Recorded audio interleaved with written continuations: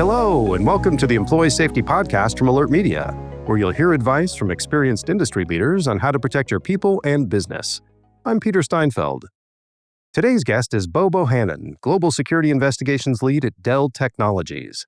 Bo leads Dell's efforts to prevent and investigate fraud and advances the use of technology to strengthen the company's overall security posture.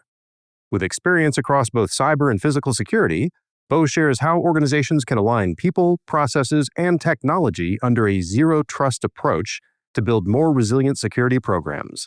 Here's our conversation.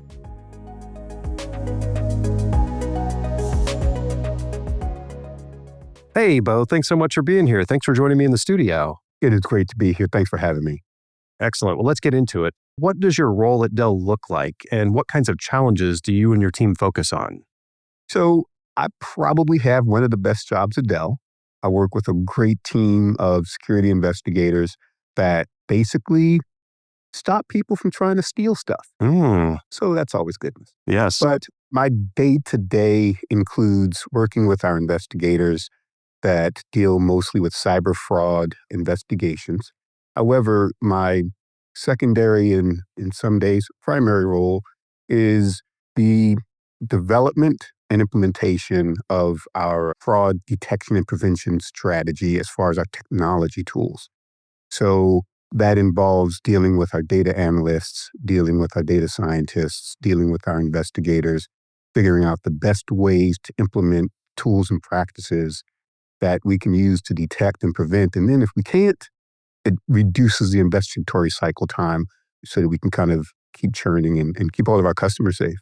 It sounds like this is something that's evolved a lot just over the last few years. Is that a true statement? Absolutely. Absolutely. I will say, perhaps I should be thankful for our adversaries because they ensure job security. Right, exactly. They come up with some of the most innovative ways of doing things.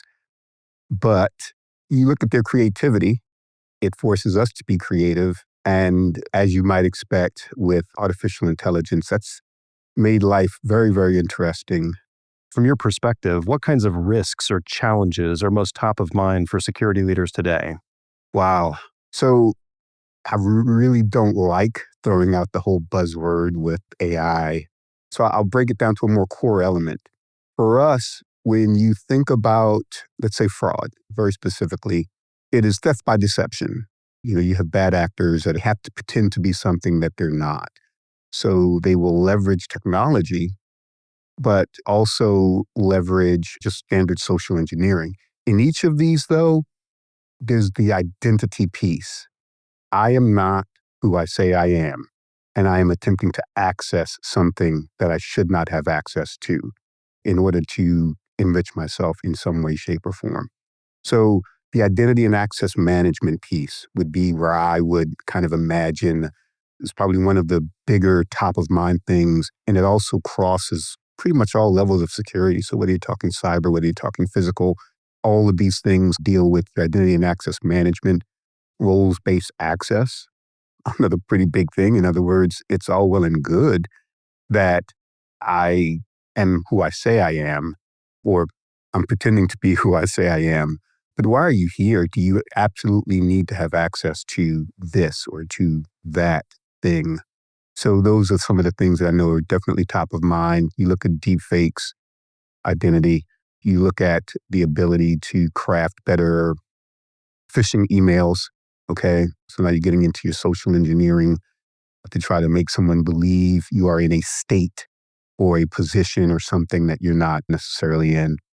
Do you find that the bad actors come up with these movie-like schemes where they think of everything and it's this amazing thing that they do and effectuate all at once? Or do they just try a bunch of bad stuff and they just get better and better over time? So you see the pattern start to emerge. You see everything from the more ham-handed approaches where you call them script kiddies. So someone got something that they downloaded from the internet or from a YouTube video or something, and they try to come in and affect something. But you do see some folks who absolutely have thought of several things. There are several stages to whatever this scheme is. They'll develop an innocuous relationship, maybe with someone on the inside. So now you've got kind of that insider risk sort of thing happening. And then they'll affect something that kind of triggers the action or the activity that brings about whatever it is they're hoping to achieve. TTP, the techniques, tactics, and procedures that some of these folks use indicate a level of sophistication for some groups. But I think if there's one thing our adversaries have over us, it's the adaptability piece. Something happens, we have to go into the after action review, and then we have to go into this, and then you have to actually implement whatever this new control is. In many cases, depending upon the size of your enterprise, it could be fairly extensive. They do not. We have silos. So that adaptability is probably one of the biggest strengths and one of the areas that we probably need to focus on a little bit more. Yeah, and it sounds like AI is making it easier for them to adapt and iterate. Significantly easier. It allows that script kiddie that I just mentioned a moment ago to get online and see and do things that up to that point in time, they would have had to have gone to a Telegram or even worse, the dark web, where even they probably didn't necessarily belong. Right. They don't have these challenges anymore. I'll get on, one of the various nefarious GPTs and will, ask it a question. It's going to produce what I need and I'm going to execute. You have more people coming after you and they're all more advanced. All more advanced, Oof. significantly easier. The other thing is they're able to cross so many different mediums so much faster than they used to. The attacks are significantly more persistent than they were or had been. So something you said before that caught my attention was this concept of insider threats. Yes. And I've experienced that before. I worked at a place where we had someone who was doing nefarious stuff and working with outside forces. I've also been almost the victim of an insider threat attack when I was dealing with a vendor and someone on the inside was sharing information with a bad actor. And it's actually happened twice. So how much of a deal is that? What do you need to do to look after that insider threat? So that is huge. The fact that an otherwise good person can somehow be manipulated in one way or another to give that information away is a significant deal. As you might imagine, you've got your insider, true insider, okay? Then you've got all your various and sundry vendors. Then you've got your customers. So you're operating across these multiple platforms and you're having to deal with individuals who have access to data that maybe they should or should not have access to. So that's where that role-based access control that I mentioned before comes into play. So if you have a salesperson and they should only have access to these tools, then now what I need to do is monitor those tools. And then you have your data loss prevention tools and processes. So when you start seeing an exfiltration, you can kind of maybe take some action. Is this innocuous? Is this me merely emailing a file to myself, or is it me sending off company secrets? Right. And then the same thing with a vendor. I'm having what I believe to be an NDA covered discussion with a vendor, but this vendor is somehow being potentially maliciously or voluntarily manipulated by someone that, they're going to take the information that I give them and use that. And so now they're getting my secrets without necessarily having direct access to my secrets. We're having a conversation like we are now. We're talking over coffee or some such thing. And, and I'm like, hey, so, I've got this really tough project or some such thing, and then you feel obliged to maybe share something that you're working on. Right. And then they take that. And if they've got 2 or 3 other people like you that they're just having random conversations with, I would say paranoia is not always a bad thing. Yeah. If you have a security culture that ensures that everyone is aware that the things that they say and do, even within the organization, can be potentially leveraged in some nefarious way. That's not to say that you shouldn't have those coffee conversations. You should just be a little bit more aware of what it is that you're sharing, who you're sharing it with. Well, let's talk about zero trust. A lot of organizations are adopting those principles to strengthen their overall programs. Mm-hmm. How do you actually define zero trust, and how does it fit into the convergence model between physical and digital? So zero trust for me is almost as it states. You need to prove who you are at every stage of the process of authentication. And then there's a constant process of revalidation. So I had access yesterday to this area When I log in, it needs to check and see, are my credentials still valid for this area? The other question that kind of adds on to that for me is, why are you here? Why do you need access to this particular area? Or why do you need access at this time or on this Right. date or whatever the case is? So it's a constant checking and rechecking of not just access. My badge works today. It gets me in the front door. Does my badge need to get me into this particular room? And if so, why? Do I need to be in this room today? At this time. At this time. Yeah. Right. So all of these things are going to be very, very important for a security organization to consider. The physical aspects to me are almost more apparent. The system is set up in such a way that I need to have access and permissions. There needs to be the awareness of individuals whose job it is to protect the physical environment. They need to know that I'm there. They need to know who I am. They need to know why I'm here. And zero trust would, in a physical space, include, okay, I've got a visitor badge, but I am potentially in an area that is traditionally, I'm in the cube area where other employees are. What am I doing there? So it's the access control piece. It is ensuring that I belong where I'm at that moment. And then here's the other piece that kind of throws people off a bit. What happens if I'm not supposed to be there? What are the procedures? It's all well and good that I'm in that area, but is there a culture of security that has someone to feel empowered to ask me, what are you doing here? Is there a culture of security to say, hey, you didn't badge in, somebody who kind of is tailgating?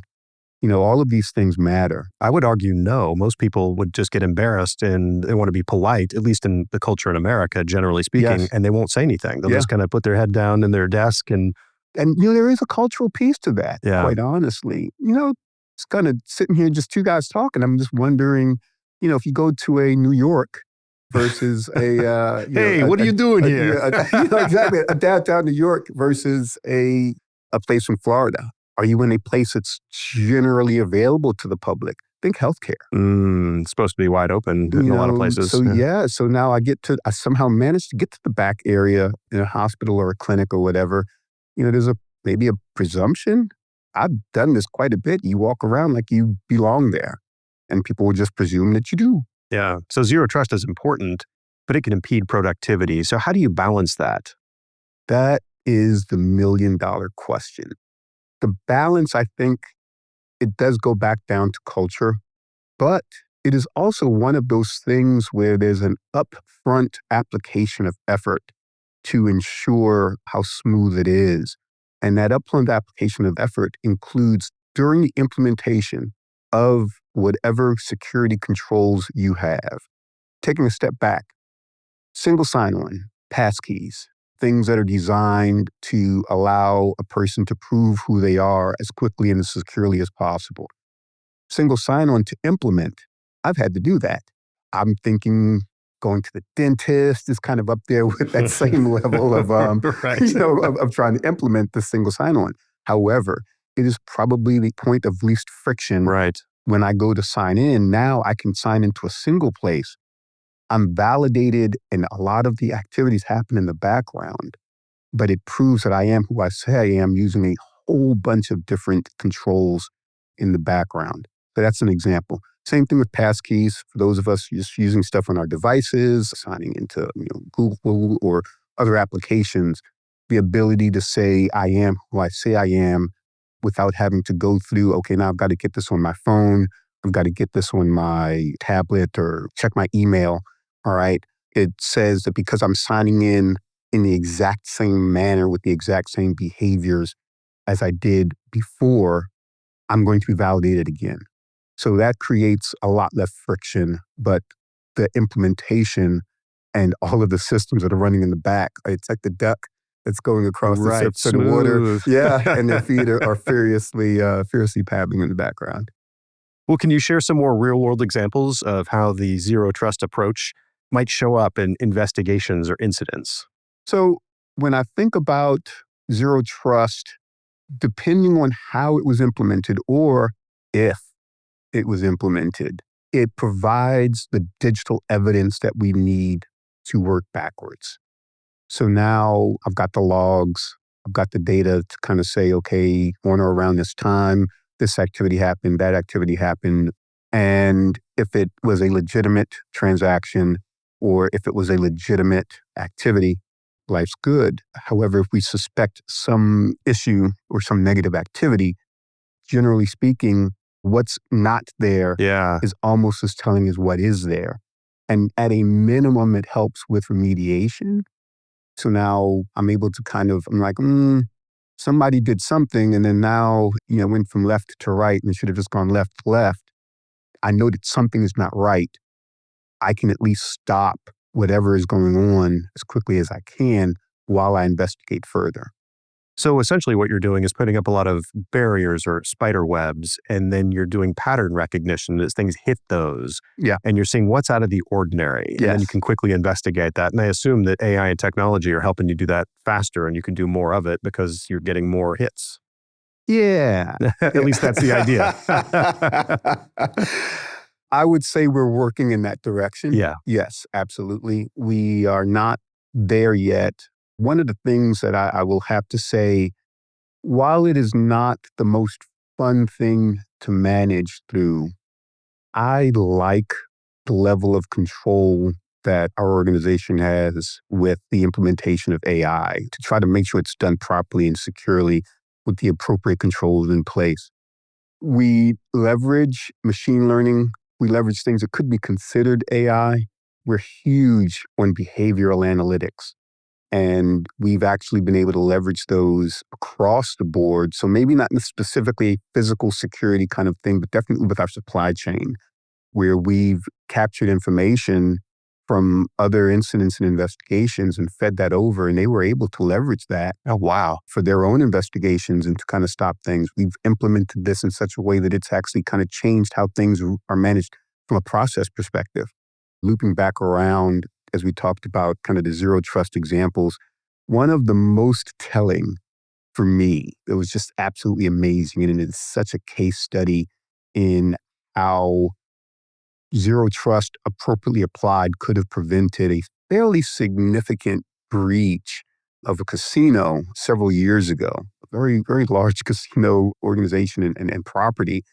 And it started with something that would not necessarily have been able to be detected digitally. So it started with social engineering.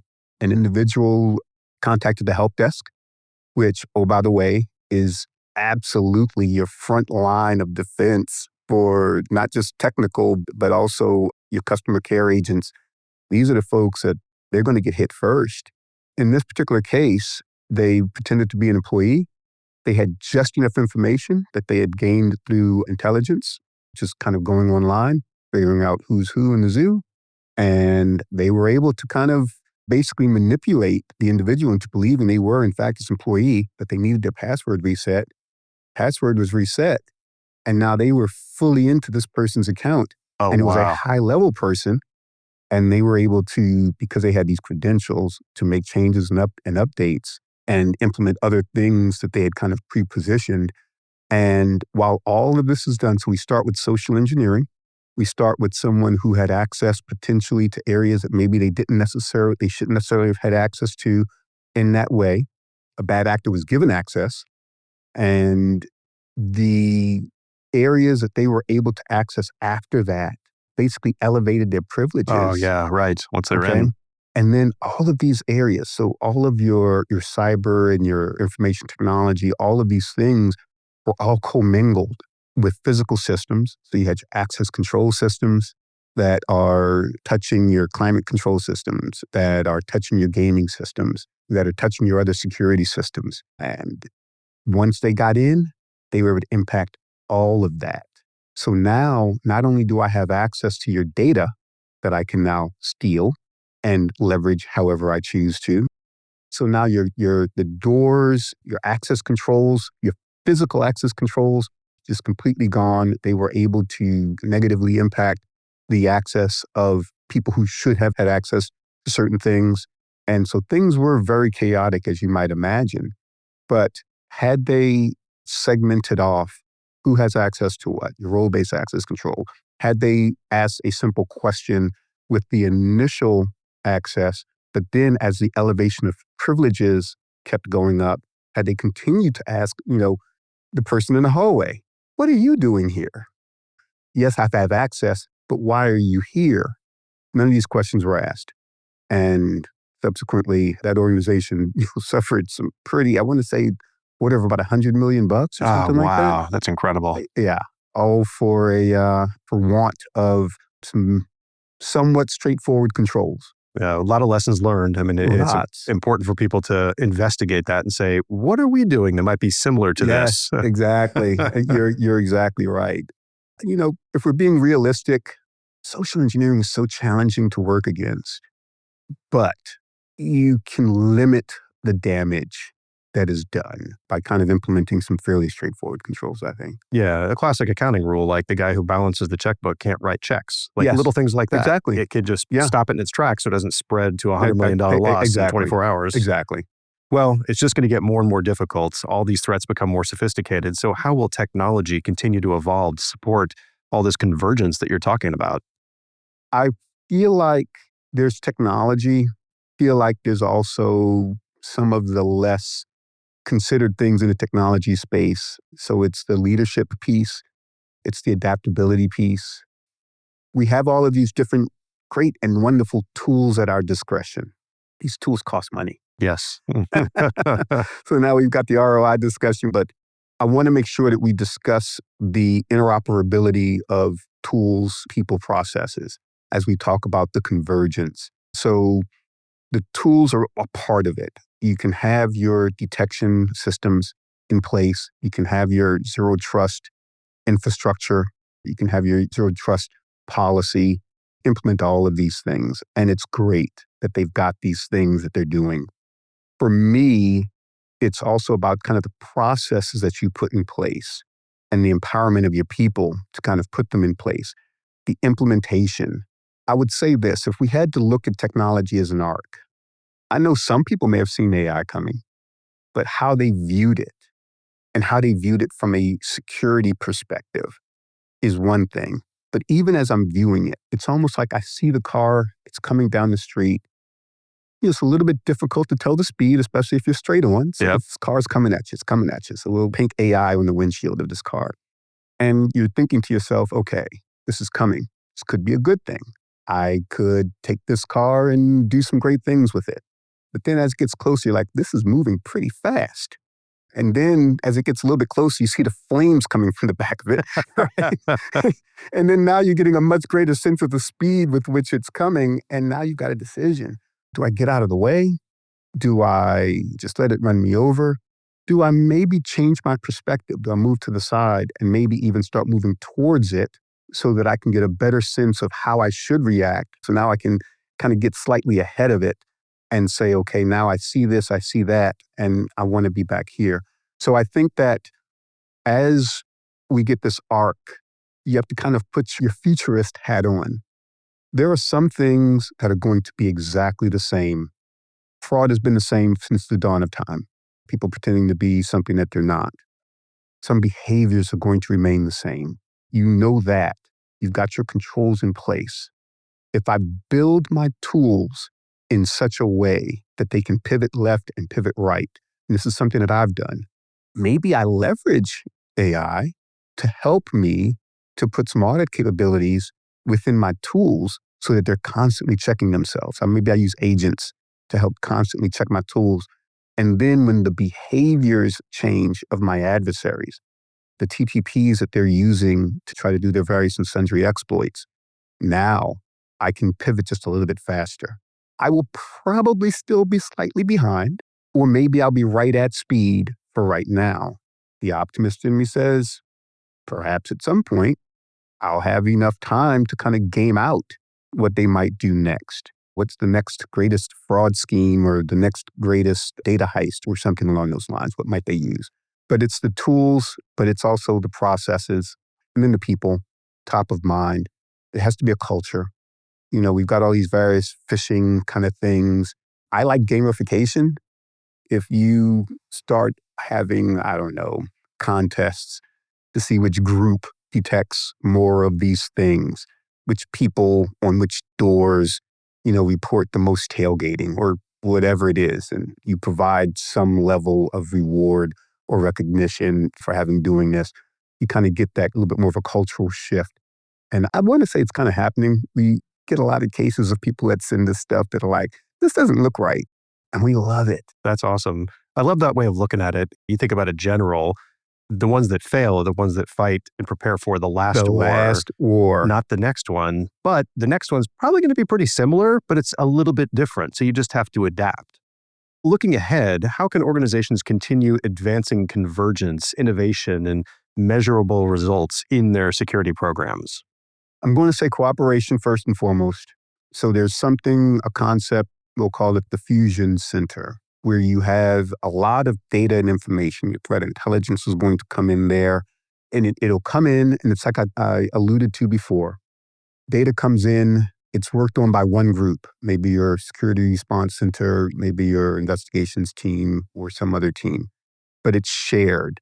As long as you're sharing the data across the enterprise, then that's going to allow other individuals to react to that information. You can allow them access to whatever tools you use to do those sorts of things. But it's going to require cooperation first and foremost. Each group has to talk to each other to the extent that you can establish a central repository where the relative data is parsed off to the group that it should go to. That's even better. Threat intelligence is great when it's shared, not quite so much if you're kind of keeping it in a box. So no more silos. I would say yes, we need to totally start at least blending the silos. Or if you can imagine your little PowerPoint charts, I've seen this quite a bit. You've got 3 columns and you've got the one block across the top. Right. Just kind of visualize that. And that block across the top would kind of be the area, that the central repository where the information kind of comes into and flows through. Fantastic. Well, Bo, this has been great. I feel like we could go on for another couple hours. So thank you for coming in today. I really appreciate it. Thank you for having me again. I really appreciate it. Absolutely. To learn more about Bo and his work with Dell, click the links in the episode description. You can also watch video highlights from this episode on Alert Media's YouTube. Don't forget to subscribe, rate, and review the show wherever you get your podcasts. Stay safe out there. Thank you for listening to the Employee Safety Podcast from Alert Media, the industry's most intuitive emergency communication and threat intelligence solution. To learn more about how to protect your people and business during critical events, visit alertmedia.com. Until next time.